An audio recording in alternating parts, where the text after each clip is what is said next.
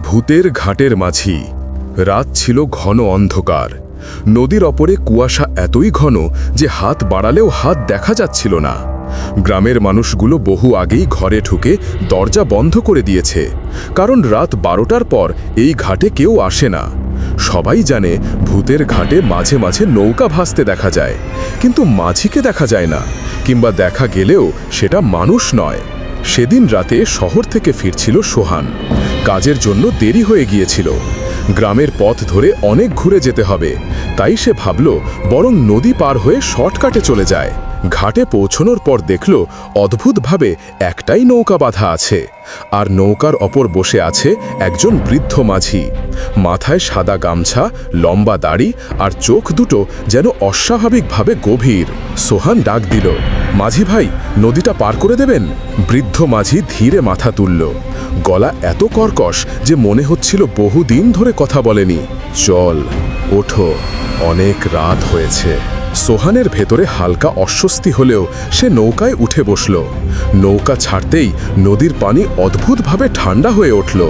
চারপাশের কুয়াশা আরও ঘন হয়ে নৌকাটাকে একটা সাদা দেয়ালের মতো ঘিরে ফেলল।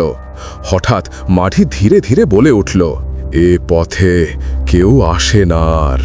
গলার স্বরটা যেন মানুষের মতো শোনালো না। সোহান বলল, কেন? এই ঘাট তো আগে খুব ব্যস্ত ছিল।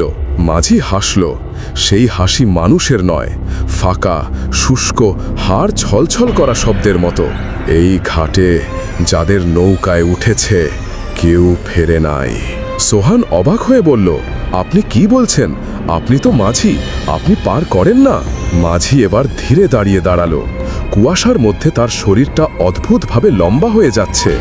গামছাটা পড়ে গেল, আর দেখা গেল তার মাথার পিছনটা ফাঁকা, যেন একটা বড় গর্ত, আর চোখ দুটি জ্বলন্ত সাদা দাগ। মাঝি গর্জে উঠল, আমি মানুষ ছিলাম বহু বছর আগে।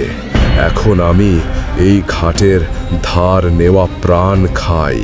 নৌকা হঠাৎ কাঁপতে শুরু করলো। পানি কালো ধোঁয়ার মতো ঘূর্ণি তুলতে লাগলো। সোহান ভয়ে নৌকার ধারে লাফ দিতে গিয়েও দেখল পানি আর পানি নেই।